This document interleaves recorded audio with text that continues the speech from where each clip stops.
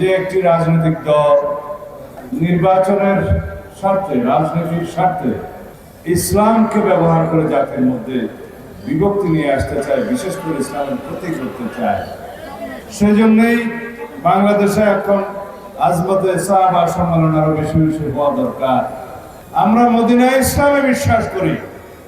রাসূলুল্লাহ সাল্লাল্লাহু আলাইহি ইসলাম যে ইসলামের প্রবর্তন করে গিয়েছেন, সাহাবায়ে কেরাম যে ইসলামের অনুশীলন করে গিয়েছেন, সেই ইসলামের অনুসারী আমরা। এখানে আমরা মওদুদি ইসলামের অনুসারিত নয়।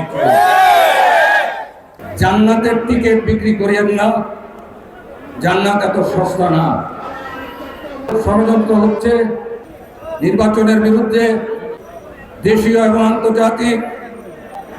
আপনারা সবাই সচেতন থাকেন, সাবধান থাকেন। যে কোনো মূল্যে আমরা নির্বাচনমুখী হচ্ছি এবং হব, এইটার কোনো বিকল্প নাই।